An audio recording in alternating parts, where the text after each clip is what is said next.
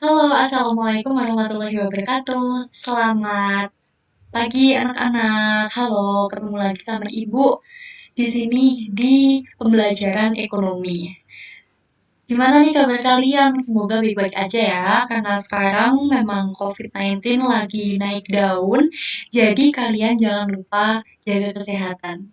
Sebelum kita memulai pembelajaran ekonomi pada pagi hari ini, alangkah baiknya kalau kita berdoa terlebih dahulu. Berdoa sesuai dengan agama dan kepercayaan masing-masing. Berdoa dipersilahkan.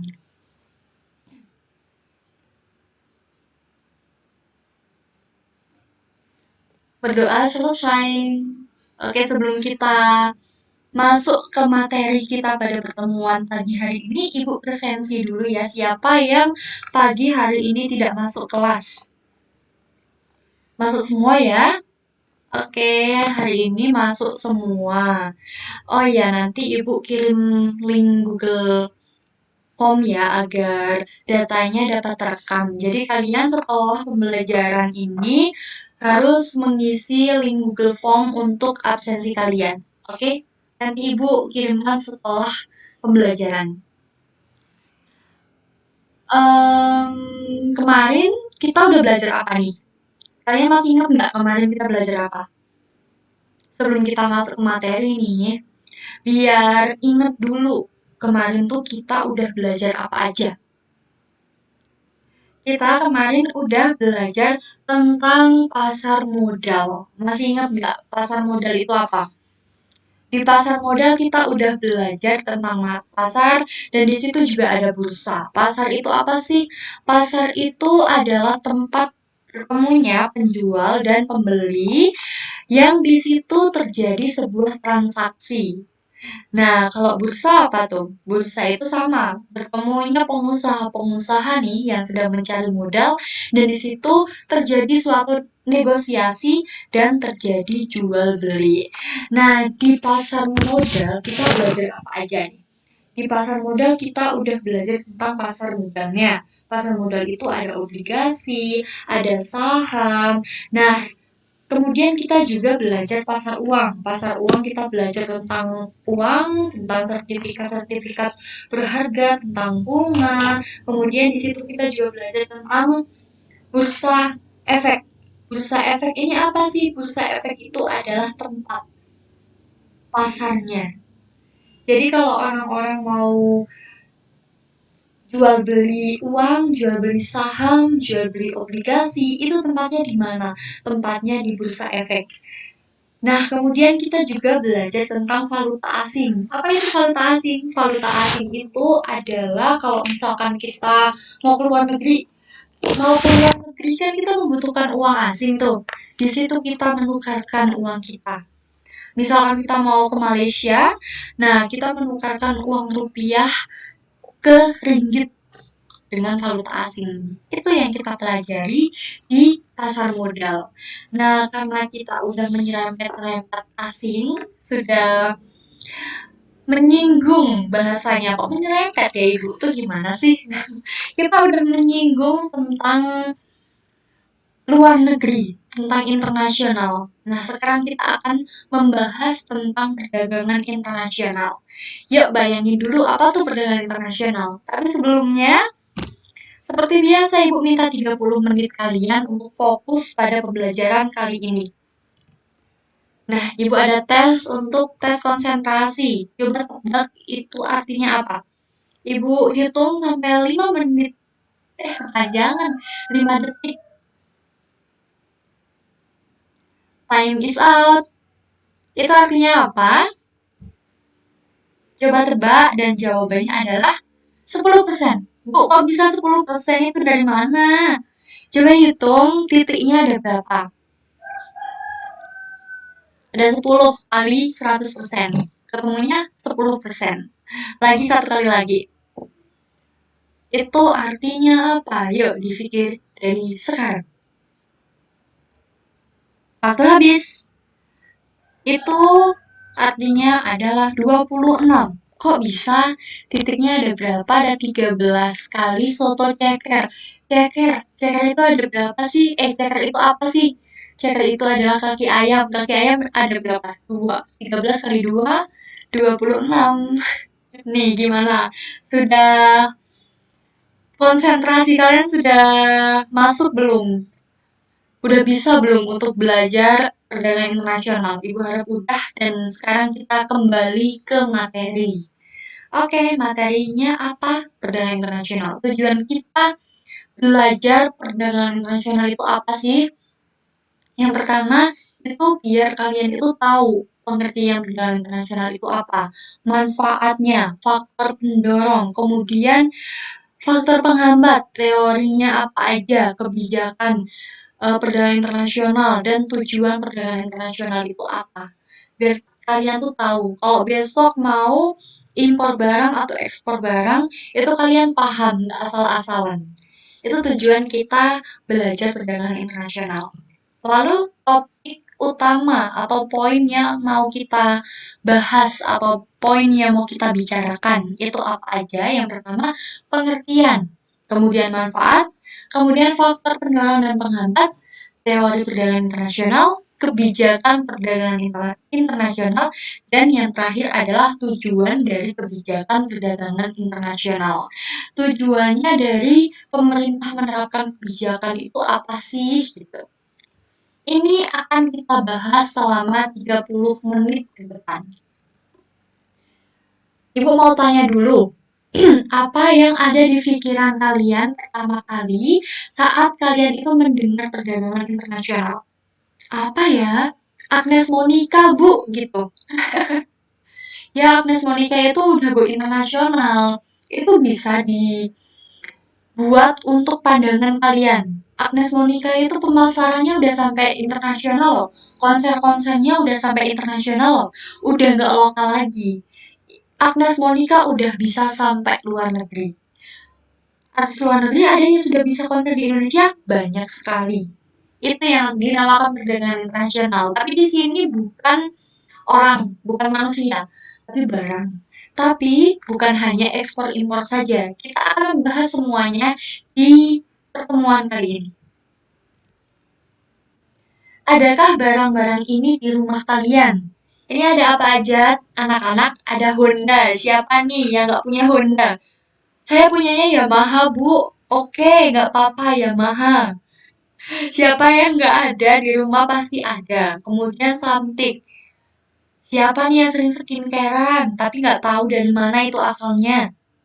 Terus Samsung. HP saya bukan Samsung, Bu. HP saya iPhone, nggak level saya sama Samsung. Oke, tapi kalian ini menggunakan barang-barang luar negeri. Kalian sudah impor dari luar negeri. Secara tidak langsung kalian sudah menerapkan perdagangan internasional. Bu, saya nggak ada barang-barang itu semua. Nih, barang-barang ini ada nggak? Yang paling sederhana, lampu.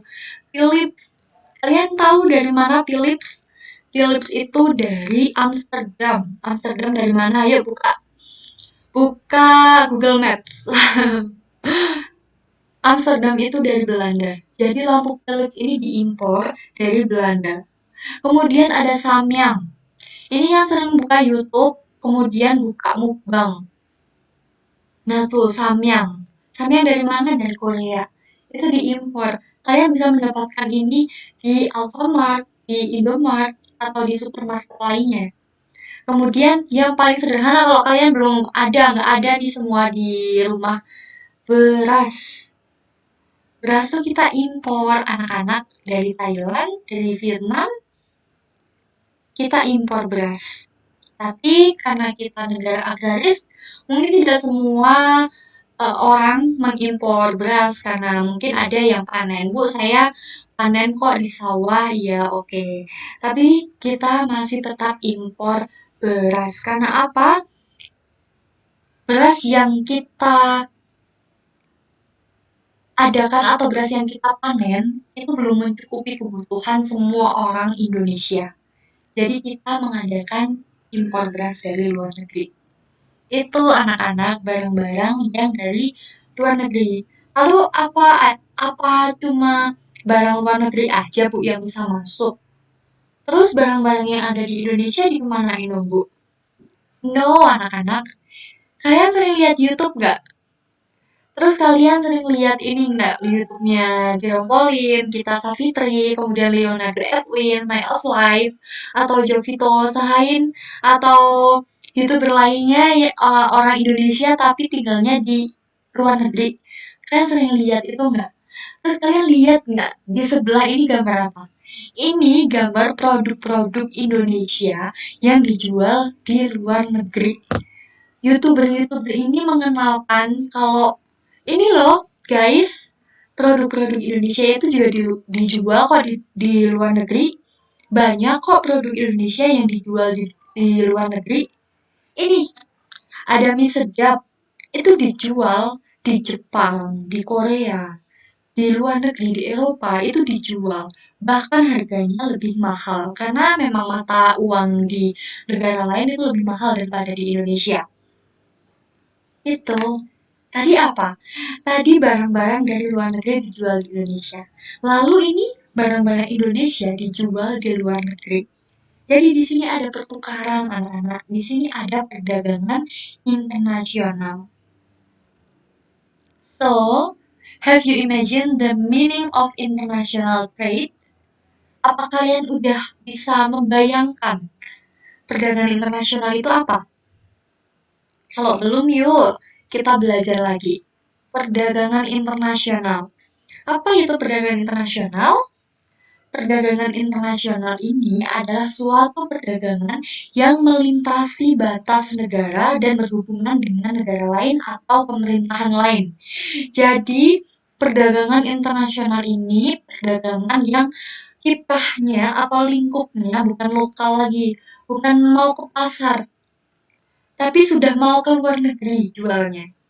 Jadi dagangnya itu melintasi batas negara lain. Contohnya, Korea ingin menjual samyang. Jadi Korea ini menjual samyangnya ke Indonesia. Otomatis Korea ini melintasi batas negara Indonesia untuk menjual samyangnya. Itu perdagangan internasional. Nah, menurut mazhab merkantilisme, anak-anak bisa membaca di slide itu berpendapat bahwa perdagangan internasional ini merupakan sumber kekayaan negara. Jadi menurut mazhab merkantilisme, jika negara ini belum melakukan perdagangan internasional, belum dikatakan kaya. Jadi negara yang udah melakukan perdagangan internasional itu dianggap negara yang sudah kaya, sudah makmur, pendapatannya pasti udah tinggi. Itu kalau negara yang melakukan perdagangan internasional. Nah, perdagangan internasional itu tidak hanya ekspor sama impor saja anak-anak. Di perdagangan internasional ini juga menyelenggarakan jasa-jasa, kemudian perbankan, asuransi, pos. Kalau kalian ingat nggak TKI yang bekerja di luar negeri, itu juga perdagangan internasional. Itu kerjasama internasional. Kemudian perbankan, kalau kalian ingin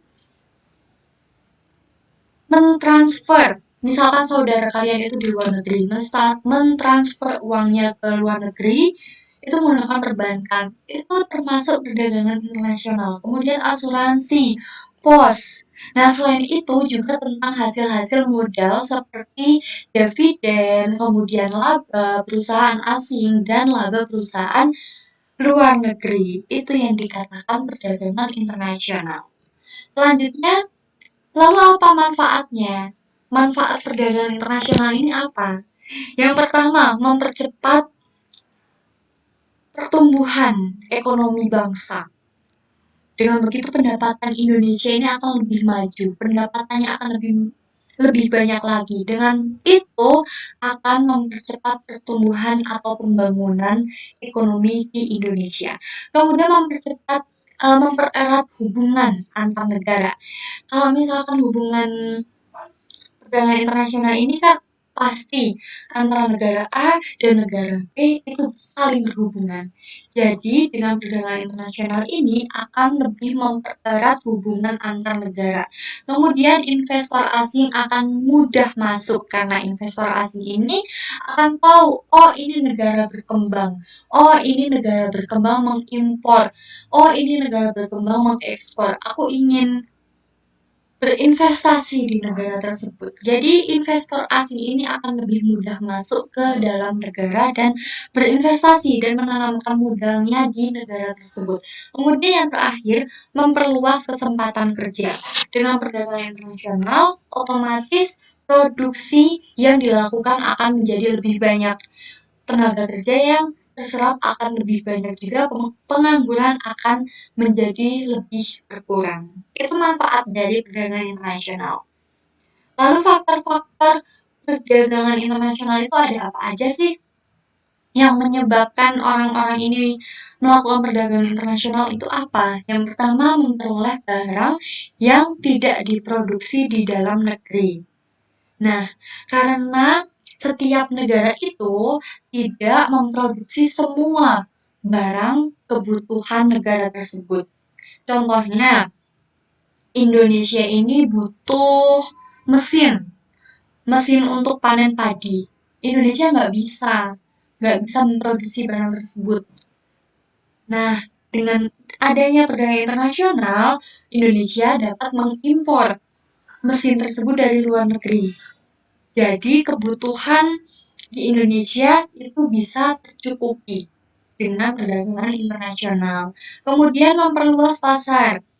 Karena semua permintaan dalam negeri itu sudah dapat dipenuhi, sehingga kebutuhan pasar lain dengan cara melakukan ekspor. Ingat, pasar itu tidak hanya lingkupnya lokal saja, anak-anak. Jadi kalau misalkan nih Indonesia itu memproduksi kain, masyarakat Indonesia udah terpenuhi semua kainnya, sudah bisa dijual di masyarakat Indonesia semua. Nah, kalau sudah seperti itu, ini kain sisanya mau dijual di mana? Maka dari itu ada perdagangan internasional, yaitu untuk menjual kain ke luar negeri. Sehingga pasar untuk menjual kain menjadi lebih luas lagi. Yang selanjutnya mengimpor teknologi modern. Dengan perdagangan internasional ini dapat mengimpor teknik produksi dan cara memproduksi yang lebih modern, khususnya bagi negara berkembang.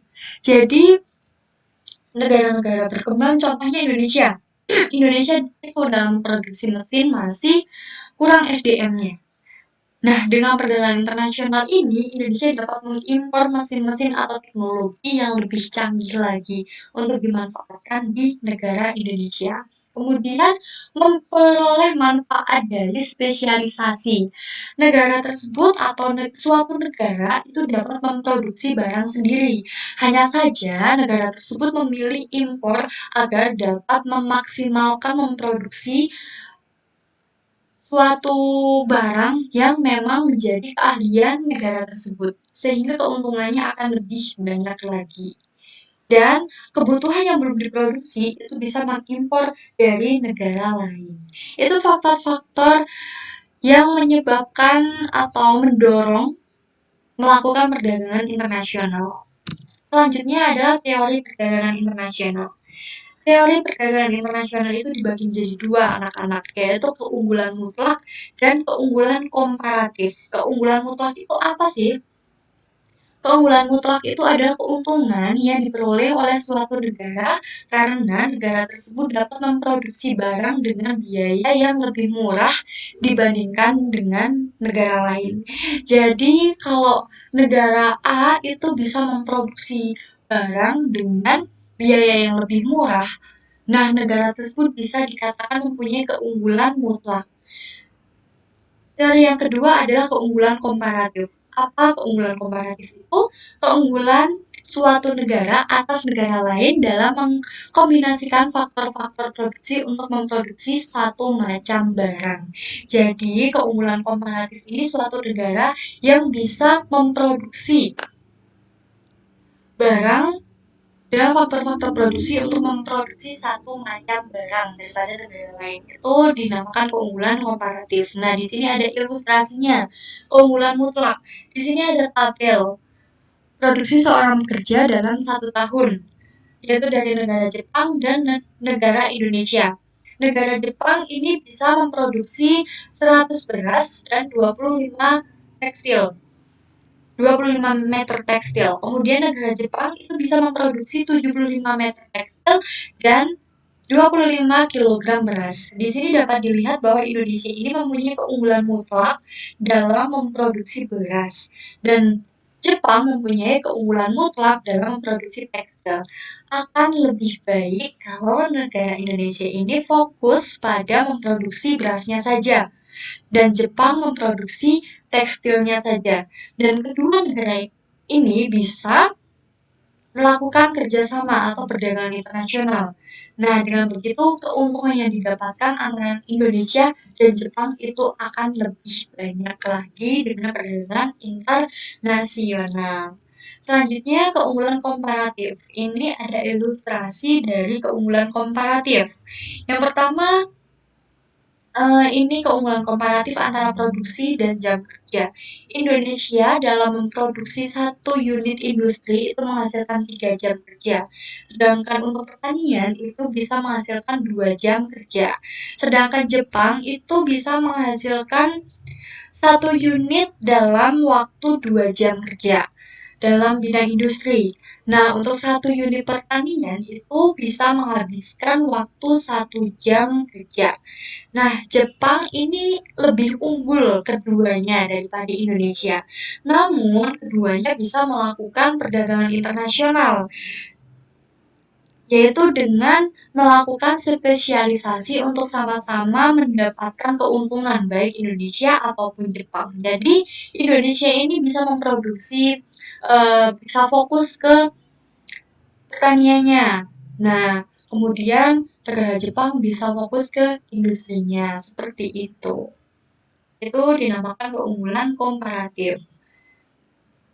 Selanjutnya, asumsi teori David Ricardo tentang keunggulan komparatif ini dibagi menjadi 8 anak-anak. Yang pertama, itu perdagangan internasional hanya terjadi antara 2 negara saja. Kemudian barang-barang yang diperdagangkan hanya 2 jenis. Perdagangan dilakukan secara bebas, tenaga kerja homogen dalam satu negara, kemudian tenaga kerja bebas bergerak dalam negeri, biaya produksi dianggap tetap, dan biaya transportasi tidak ada, serta tidak ada perubahan teknologi. Itu asumsi dari teori David Ricardo.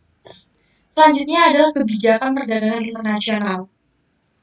Kebijakan perdagangan internasional ini adalah suatu tindakan pemerintah yang secara langsung ataupun tidak langsung mempengaruhi komposisi, arah, ataupun bentuk dari perdagangan dan pembayaran internasional. Jadi suatu aturan yang diterapkan oleh pemerintah untuk mempengaruhi, untuk melindungi perdagangan internasional. Kemudian tujuan dari kebijakan yang diterapkan itu apa?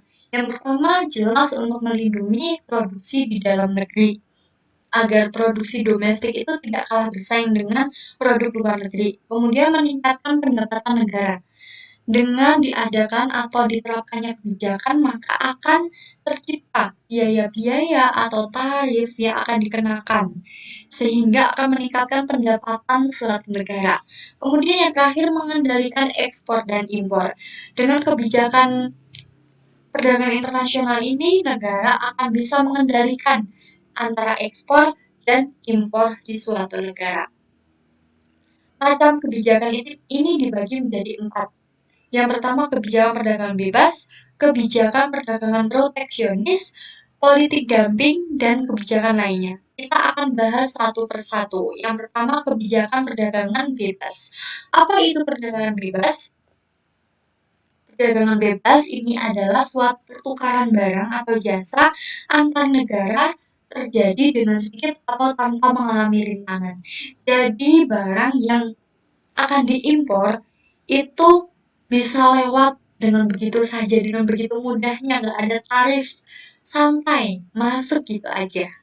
Nah, dasarnya ini adalah aliran fisiokratis dan liberalis. Kalian bisa baca di PowerPoint. Yang memanfaatkan prinsip keunggulan mutlak dan komparatif. Nah, menurut aliran ini, alasan memacu kinerja ekspor dan pertumbuhan ekonomi itu ada 4, yaitu memacu persaingan, mendorong peningkatan efisiensi, mutu, dan teknologi, merangsang pertumbuhan ekonomi, dan mudah menarik modal asing. Itu kebijakan perdagangan bebas. Selanjutnya perdagangan proteksionis. Alasan diterapkan perdagangan atau kebijakan perdagangan proteksionis ini apa? Itu karena nilai tukar barang manufaktur yaitu ekspor negara maju itu sering dinilai lebih tinggi dari nilai tukar barang primer, yaitu ekspor utama barang negara-negara berkembang. Contohnya, Jepang itu mengekspor mesin, sedangkan Indonesia itu mengekspor karet atau bahan bakunya. Jadi nilai ekspor negara maju itu dianggap lebih tinggi daripada negara berkembang karena ekspornya barang primer. Nah, alasan lainnya itu melindungi industri dalam negeri yang baru tumbuh, kemudian menciptakan lapangan kerja, kemudian menjadi sumber penerimaan negara. Politik dumping. Apa itu politik dumping? Politik dumping ini adalah kebijakan menjual produk lebih murah di luar negeri daripada di dalam negeri. Nah, tujuannya ini untuk memperluas pasar ekspor. Negara yang sudah menerapkan politik dumping ini adalah Jepang. Jadi, negara ini menjual produknya dengan harga lebih murah di luar negeri daripada di dalam negeri. Tujuannya ya biar pasar ekspornya itu lebih luas lagi. Selanjutnya kebijakan lainnya, ada tarif, subsidi, kuota, dan larangan impor. Tarif itu apa? Tarif itu adalah pajak yang dikenakan pada barang impor. Kemudian kuota. Kuota itu batas atas jumlah barang tertentu yang dapat diimpor dalam periode tertentu, biasanya 1 tahun. Kemudian ada subsidi. Subsidi ini adalah suatu biaya produksi dari pemerintah yang diberikan untuk produsen domestik agar harga harga jual dari barang domestik ini lebih murah daripada sebelum diberikan subsidi. Tujuannya untuk apa? Untuk melindungi barang domestik ini agar tidak kalah dengan barang-barang impor. Selanjutnya ada larangan impor. Dalam praktiknya kebijakan perdagangan internasional ini melarang impor seminimal mungkin. Tujuannya untuk apa? Untuk melindungi barang domestik. Kalau impor tidak dilarang atau tidak ada kuotanya atau tidak ada tarifnya, otomatis harganya akan menjadi lebih murah dan produsen di dalam negeri ini akan gulung tikar karena masyarakat lebih memilih barang-barang impor daripada barang-barang domestik seperti itu. Makanya ada kebijakan larangan impor. Nah, gimana? Udah jelas apa yang Ibu terangkan? Apakah kalian merasa pusing atau belum mudeng sama apa yang Ibu terangkan? Apakah kalian sudah paham dengan perdagangan internasional? Biar kalian lebih paham lagi tentang perdagangan internasional, yuk kita berpikir. Coba kalian analisis apa saja barang-barang yang ada di rumah kalian. Cari tahu asal dari barang tersebut. Misalkan, televisi. Bu, televisi saya mereknya Toshiba. Nah, kalian cari tahu Toshiba ini dari mana asalnya. Kemudian kaitkan menggunakan teori perdagangan internasional. Kalian tadi udah belajar teori perdagangan internasional, ada 2. Keunggulan mutlak dan keunggulan komparatif. Kalian kaitkan dengan teori tersebut. Nah, kalian buat mind mapping, kemudian presentasikan. Presentasikan minggu depan saat pertemuan berikutnya. Kalau sudah cukup, kalian bisa bertanya di Google Classroom karena materi ini akan Ibu unggah di Google Classroom dan kalian bisa tulis di kolom komentar. Oke, pembelajaran kita cukup sampai di sini. Semoga pembelajaran ini bermanfaat untuk kalian. Tetap semangat. Jika ada kesalahan dari ibu-ibu, mohon maaf sekali. Dan sebelum kita menutup pertemuan kali ini, kita berdoa sesuai dengan kepercayaan masing-masing. Berdoa dipersilakan. Berdoa selesai, tugasnya jangan lupa dikerjakan. Sampai jumpa di pertemuan selanjutnya. Ibu akan kirim link Google Form untuk presensi kalian. tetap semangat walaupun WFH, tetap belajar, semangat, dan Ibu tutup. Wassalamualaikum warahmatullahi wabarakatuh. Selamat siang.